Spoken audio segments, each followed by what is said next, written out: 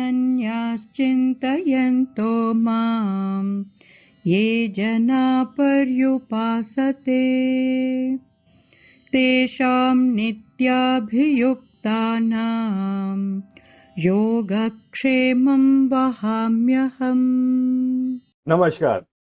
ये डेटा क्या कहता है कि एक नए एपिसोड में आप सब लोगों का स्वागत है।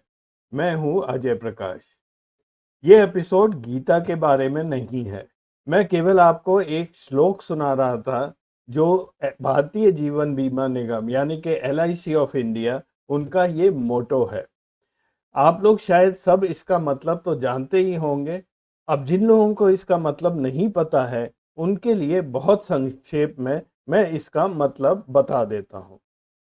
इस श्लोक के अंतिम दो शब्द हैं योगक्षेमम वहाम्यहम्। इसका ब्रॉडली ये मतलब है कि जो चीज़ आपके पास नहीं है वो मैं प्रदान करता हूँ और जो कुछ आपके पास है मैं उसकी संरक्षणा करता हूँ। अब जिस बिजनेस में LIC है उसके लिए ये श्लोक बिल्कुल ही सही बैठता है, बिल्कुल ही सटीक है। LIC हम लोगों को पॉलिसियां देता है, उनकी संरक्षणा करता है, हम लोगों को सुरक्षा प्रदान करता है और इसी वजह से हम लोगों का LIC पर एक भरोसा बना हुआ है।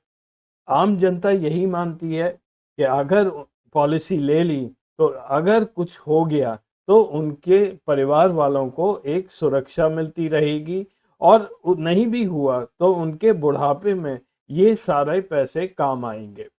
अब इधर हाल ही के दिनों में LIC का निवेश जो अदानी कंपनियों में हुआ है उसको लेकर बहुत सारे मुद्दे खड़े हो गए हैं।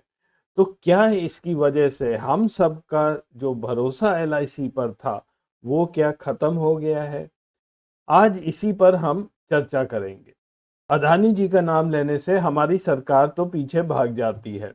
संसद में उनका नाम लिया नहीं जा सकता और अगर लिया जाता है तो वो रिमार्क्स वहां से हटा दिए जाते हैं, उनको एक्सपंज करा दिया जाता है। लेकिन बात आज हम कर रहे हैं LIC की, ना कि अदानी की। और जब LIC घाटे में जाता है जिसमें हम सब लोगों का पैसा निवेश किया है तो ये नाम तो लेना ही पड़ेगा और आपको भी लेना चाहिए। तो चलिए देखते हैं एपिसोड में इस बारे में कुछ डिटेल्स। लाइफ इंश्योरेंस कॉरपोरेशन की स्थापना 1 सितंबर 1956 को हुई थी जब हमारी संसद ने life insurance of India act पास किया था। उस समय देश में लगभग 243 इंश्योरेंस कंपनियां थी जिन सबको मिलाकर नेशनलाइज कर दिया गया था। भारत सरकार की तरफ से 5 करोड़ रुपए की इक्विटी दी गई थी जिसमें उनको 100% शेयर्स मिले थे। और जब हाल ही में पिछले साल मई 2022 में 3.5% इस कंपनी का निवेश हुआ था एक IPO के द्वारा। क्योंकि LIC एक एक्ट ऑफ पार्लियामेंट से बनी थी, ये कंपनीज एक्ट ऑफ इंडिया के अंदर नहीं आती है। अगर आप मिनिस्ट्री ऑफ कॉर्पोरेट अफेयर्स में इस कंपनी के बारे में इंफॉर्मेशन ढूंढेंगे वो आपको नहीं मिलेगी। तो इसका कॉर्पोरेट गवर्नेंस भी एक अलग तरीके से ही होता है। बड़े बड़े बिजनेसमैन सरकारी फाइनेंशियल इंस्टीट्यूशंस का फायदा हमेशा से लेते रहे हैं और ये कोई नई बात नहीं है। लेकिन जब भी ये पहले हुआ है तब पार्लियामेंट हमारी सर्वोच्च रही है, उन्होंने ऐसी चीजें इन्वेस्टिगेट की हैं और जो दोषी लोग थे उनको जेल भेजा था।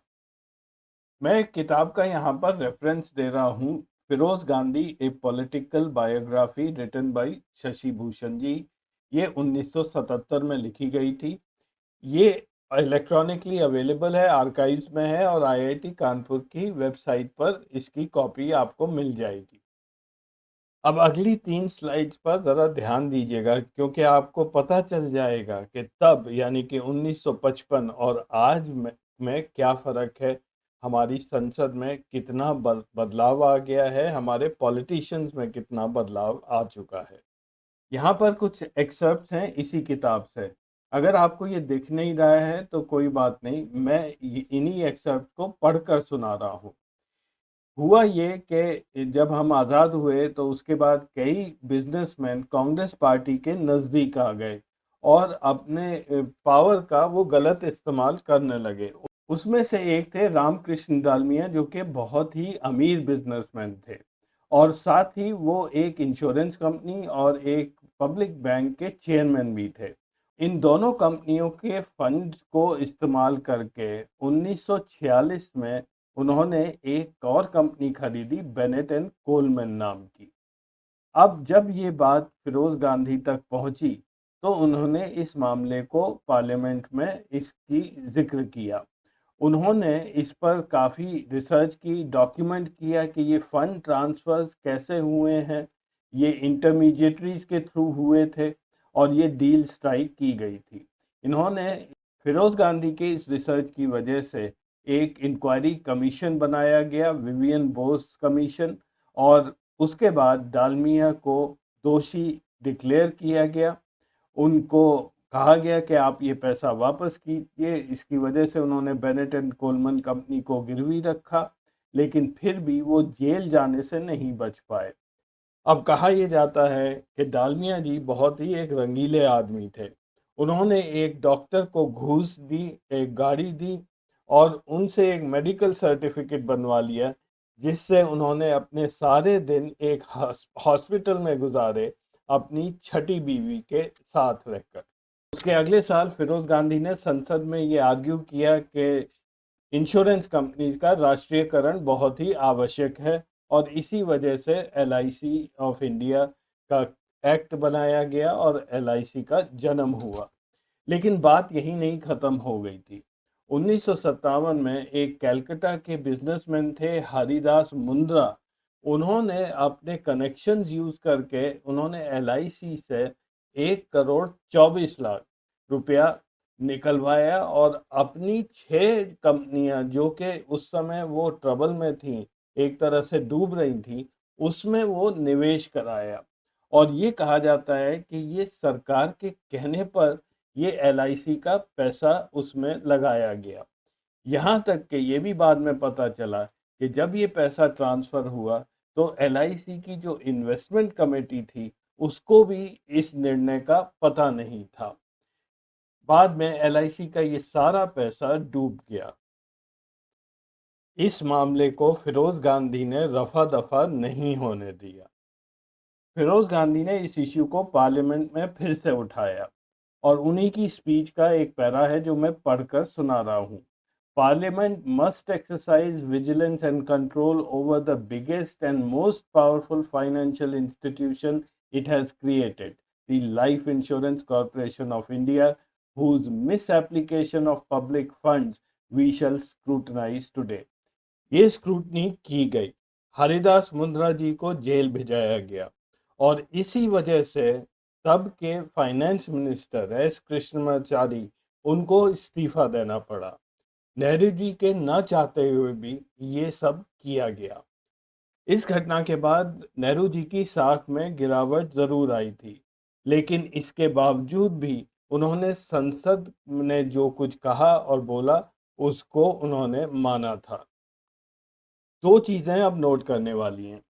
पहली तो ये कि अगर फिरोज गांधी इसको पुश नहीं करते तो शायद आज एलआईसी 44 लाख करोड़ के एसेट्स पर नहीं बैठा होता, ना ही इतने सारे भारतीयों का उस पर भरोसा बना होता। और दूसरी चीज ये है, तब और आज की सिचुएशन को आप कंपेयर कर लीजिए। आज जब लगभग वैसा ही एक इंसिडेंट हो रहा है, तब अदानी जी का नाम भी संसद में लेने की मना हो चुकी है। अब मैं आपको जल्दी से कुछ डेटा दिखा देता हूं जिससे आपको भी समझ आ जाएगी कि आज एलआईसी की क्या स्थिति है। ये लंबी लिस्ट है एलआईसी के बोर्ड ऑफ डायरेक्टर्स की, जिसमें 15 सदस्य हैं। सबसे ऊपर चेयरमैन है मंगलम राम सुब्रमण्यम कुमार। ये 2 बार एक्सटेंशन इनको मिल चुका है। ये हैं साउथ इंडियन मगर लखनऊ के रहने वाले हैं। उसके बाद एक गवर्नमेंट के नॉमिनी हैं सुचिंद्र मिश्रा जी, और फिर 4 मैनेजिंग डायरेक्टर हैं और अन्य फिर 9 इंडिपेंडेंट डायरेक्टर्स हैं। इनमें से एक भी व्यक्ति ऐसा नहीं है जो आज अपनी आवाज उठा रहा है। अब पूछने वाला सवाल ये है कि इन डायरेक्टर्स में से कितने सदस्य इन्वेस्टमेंट कमेटी पर थे और वो कौन से डायरेक्टर्स थे जिन्होंने ये अप्रूव किया कि अडानी जी का शेयर एफपीओ में भले ही गिरकर आधा हो गया हो, लेकिन फिर भी एलआईसी उसमें 300 करोड़ निवेश करेगा। ये ग्राफ दिखाता है एलआईसी का जो इन्वेस्टमेंट अडानी की मुख्य 5 कंपनियों में है उसकी वैल्यू। इन्होंने एलआईसी ने अडानी कंपनियों में जब निवेश किया था तो इन शेयर्स की कीमत थी 30,127 करोड़ रुपए, जो कि ये लाल लाइन में दिखाया गया है। 31 दिसंबर 2022 को इन शेयर्स की कीमत थी 82,970 करोड़ रुपए, जो घटकर 27 जनवरी को हिंडनबर्ग रिपोर्ट के आने के 2 दिन बाद इनकी कीमत हो गई थी 56,182 करोड़। और तब भी एलआईसी ने ये स्टेटमेंट जारी किया था कि भले ही अडानी कंपनियों का शेयर की कीमत कम हो रही है, लेकिन वो अभी भी मुनाफे में है। फिर 20 फरवरी को इनकी कीमत हो गई 33,623 करोड़। 22 फरवरी को 27,382 करोड़, 25 फरवरी को 26,194 करोड़। उसके बाद हर रोज शेयर की कीमत में गिरावट आई है और इसमें लगभग 1,000 करोड़ का अभी कमी और हो चुकी होगी। तो मेरा सवाल एलआईसी मैनेजमेंट से ये है कि आप हिंडनबर्ग रिपोर्ट आने के बाद की बात आप छोड़ दीजिए। जब 31 दिसंबर को इन शेयर्स की वैल्यू 82-83 हज़ार करोड़ थी और उस समय शेयर मार्केट गिर रहा था और आते आते 27 फरवरी तक ये 56,000 करोड़ रह गई, यानी कि 26,000 करोड़ का नुकसान हुआ। उस समय कोई डिसीजन लिया गया था कि इन शेयर्स को बेचा जाए? क्योंकि अगर मैं डॉलर में कन्वर्ट करूं तो ये लगभग 3 बिलियन डॉलर्स की गिरावट है, जो कि बहुत ही बड़ी गिरावट है। और फिर भी मैनेजमेंट इस पर चुप बैठा रहा। अडानी की इन 5 कंपनियों के अलावा एलआईसी के पास अंबुजा सीमेंट और एसीसी सीमेंट्स के भी शेयर्स हैं। अंबुजा और एसीसी सीमेंट्स अडानी ग्रुप ने सितंबर 2022 में स्विट्जरलैंड के होलसिम ग्रुप से ये कंपनियां खरीदी थी। हालांकि एलआईसी ने अंबुजा सीमेंट्स के शेयर जनवरी 2020 और अक्टूबर 2021 के बीच में खरीदे थे और उनकी प्राइस अलग अलग थी। मैंने एवरेज लगभग 300 रुपये प्रति शेयर का लिया है। तो इस हिसाब से अंबुजा सीमेंट के शेयर्स की परचेज प्राइस 3,767 करोड़ रुपए थी, ये लाल लाइन पर दिखा रहा है। और उन शेयर्स की कीमत 12 दिसंबर को 7,347 करोड़ थी, फिर ये 20 जनवरी को 6,502 करोड़ हुई और फिर ये गिरकर 25 फरवरी को 4,326 करोड़ के आसपास आ गई है, जो परचेज प्राइस से थोड़ा ही ऊपर है।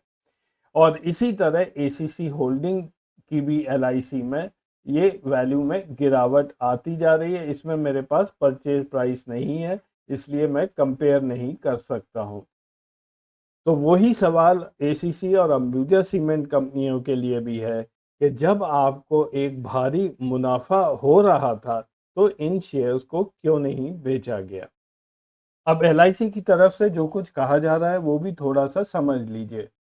एलआईसी ने कहा है कि अडानी ग्रुप में उनका केवल 0.9% ही इन्वेस्टमेंट है, अगर उसको कंपेयर करें उनके टोटल एसेट से जो 41 लाख करोड़ के ऊपर है। तो पहली चीज कि इन्वेस्टमेंट और एसेट्स अंडर मैनेजमेंट ये दो अलग चीज होती हैं। इनका कोई आपस में लेना देना नहीं है। आपने किसी कंपनी में शेयर लगाए, उसकी वैल्यू गिर रही है, जवाब उसका देना है, ना कि एसेट्स का। दूसरी चीज है कि एलआईसी की टोटल जितना भी शेयर्स में इन्वेस्टमेंट है, उनके पोर्टफोलियो की वैल्यू कितनी है, वो हर दिन एक तो चेंज हो रही है और वो इतनी आसानी से मिलती नहीं है। तो जिन एसेट्स अंडर मैनेजमेंट की बात हो रही है उसमें से कितने वैल्यू के शेयर्स हैं और कितना डेट या उधार दिया गया है या अन्य किसी तरह से मैनेज किया जा रहा है, इसके डिटेल्स मेरे को नहीं मिल पाए।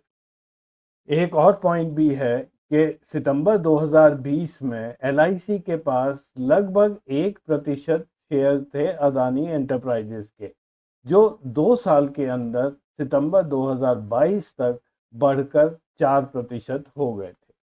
न्यूज़पेपर्स और वेबसाइट्स के जरिए मैंने ये कोशिश की है कि एलआईसी के स्टॉक्स की वैल्यू निकाली जाए। इकोनॉमिक टाइम्स के मुताबिक फरवरी 2022 में एलआईसी के स्टॉक्स की वैल्यू थी 9.5 लाख करोड़ रुपए। और फिर मैंने ये मेरे अजम्पशंस हैं कि आज लगभग इनकी कीमत 6 लाख करोड़ के आसपास होगी। तो उस हिसाब से अदानी में इन्वेस्टमेंट एलआईसी का लगभग 5% है उनके टोटल स्टॉक होल्डिंग का।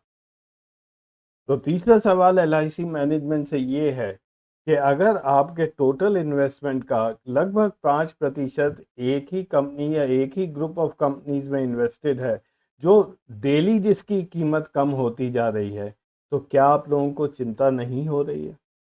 तो ये संक्षिप्त में था कि एलआईसी का अदानी कंपनियों में कितना निवेश है और किस तरह से ये गिरता जा रहा है। अब मैं बात करूंगा एलआईसी के अपने बारे में। एलआईसी का अपना शेयर मार्केट में भी गिरता जा रहा है। 24 जनवरी 2023 को जिस शेयर की वैल्यू थी 702 रुपए, वो 25 फरवरी को 584 रुपए था और आज 27 फरवरी को 568 रुपए रह गया है। एलआईसी का मार्केट कैप 2022 के शुरू में लगभग 67 बिलियन डॉलर था। ये स्टॉक मार्केट की वजह से नीचे गिरा। 21 जनवरी 2023 को हिंडनबर्ग रिपोर्ट के आने से एक दिन पहले मार्केट कैप था 54.4 बिलियन डॉलर्स का और आज ये गिरकर लगभग 45 बिलियन डॉलर्स के आसपास हो गया है, शायद उससे भी कम। और चलते चलते मैं ये भी बात करूंगा कि जिन लोगों ने एलआईसी के आईपीओ में निवेश किया था मई 2022 में, उन्होंने शेयर उस वक्त खरीदा था 949 रुपीज से। 15 शेयर्स का एक लॉट था, तो लगभग 13-14 हज़ार रुपए मिनिमम इन्वेस्टमेंट रहा होगा। आज उसी शेयर की वैल्यू 568 रुपए हो गई है। तो वो आपका 13,000 रुपया गिरकर आज शायद उसकी कीमत 7,000 रुपए रह चुकी है। तो एलआईसी एक बहुत बड़ी कंपनी है और ना ही उसका दिवालिया पिटने जा रहा है। पैसे उसके पास बहुत हैं, वो मुनाफे में भी चल रही है, हालांकि मुनाफे में कमी होती जा रही है। और मेरा विश्वास है कि आपकी पॉलिसियां भी पूरी तरह से सुरक्षित रहेंगी। बात कुछ और है, बात है कॉरपोरेट गवर्नेंस की। हमारी सरकारी कंपनियों का गवर्नेंस का इश्यू है, क्या वो इसी तरह से चलेंगी? क्या उनके बोर्ड ऑफ डायरेक्टर्स की जवाबदेही किसी को बनती है? पॉलिटिकल इंटरफेरेंस कितना होता है? और अगर ये इसी तरह चलता रहा तो पब्लिक का विश्वास धीरे धीरे इन कंपनियों से उठने लगेगा और इसका फायदा उठाने के लिए प्राइवेट इंश्योरेंस कंपनीज तो दरवाजे पर दस्तक दे ही रही हैं। तो आज के एपिसोड में बस इतना ही। कमेंट्स में ज़रूर लिखिए कैसा लगा। अगले हफ्ते फिर मिलेंगे, तब तक के लिए नमस्कार।